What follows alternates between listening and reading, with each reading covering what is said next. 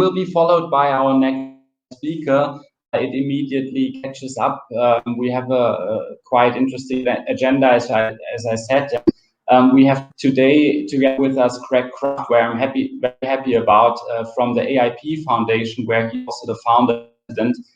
He would like to tell us the role and importance of road safety from his perspective, where he is already working since quite a while in this field. So I would like to ask Greig Craft on stage, and I'm happy to hear a few words about his work and about his inner purpose. Well, thank you, and good morning, everybody. It's a big honor to be here, and I'd like to first thank the event organizers for inviting us to speak today.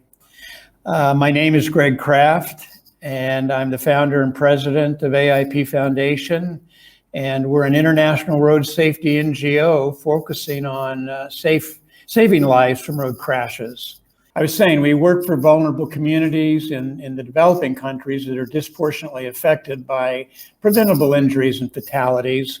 And our work spans a number of countries, but in particular right now is Cambodia, India, Myanmar, Thailand, the Philippines, and Vietnam.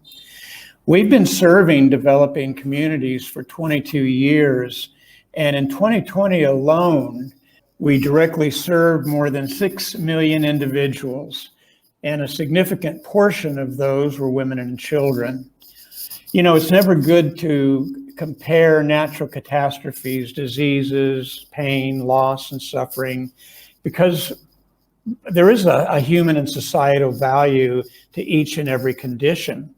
And which is more important? It's impossible to say. I've been in this sector for a very long time, and I can talk about the lost millions of deaths. Well, I was saying I can talk about how road safety goes beyond delivering safety equipment and better roads, and even how it impacts climate change and gender equality, all of which are very important.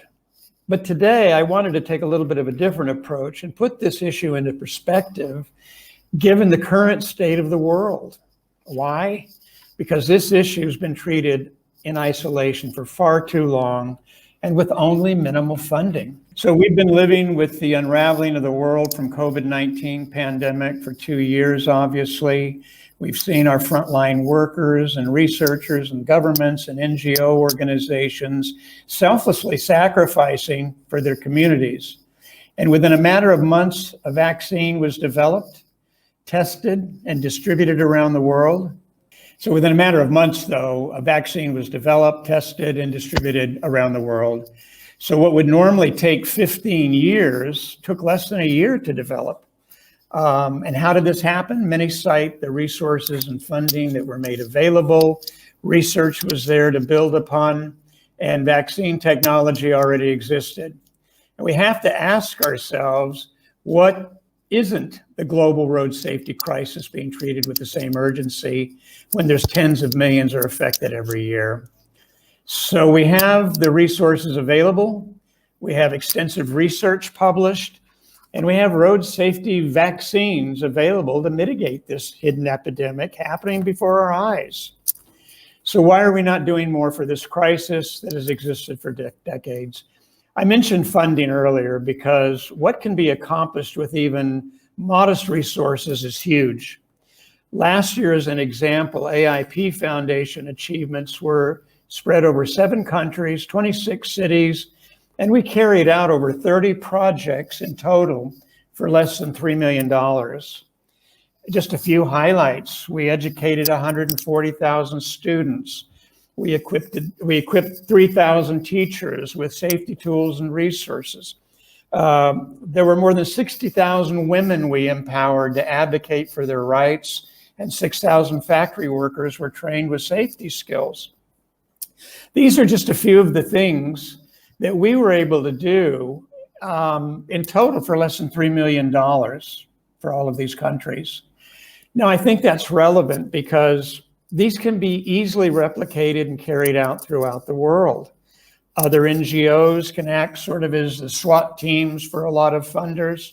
And yes, we've made progress, The road safety community, like many of you here today, including the World Economic Forum and of course Mercedes, who are leaders in reaching out to broader audiences regarding safety, and funding and implementing and organizing collective efforts across different stakeholders and partners.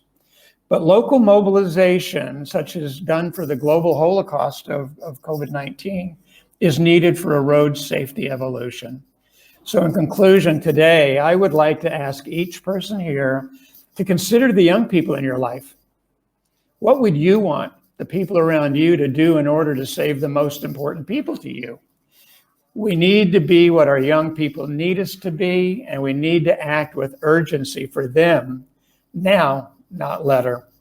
So thank you. I'm sorry for the technical issues, but I'm happy to amplify on any of this in the Q&A, or you can contact us through our website. Thank you.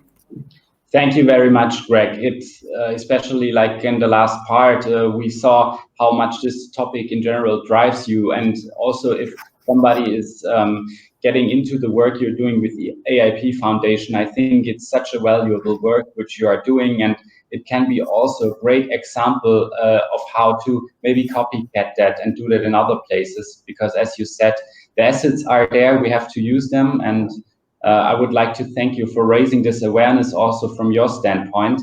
And I'm happy to connect afterwards, of course. And I would also invite all of our participants to get in touch with you. Thanks a lot for the introduction and also for the role on road safety. Thanks. Beautiful. Thank you. Thanks a lot.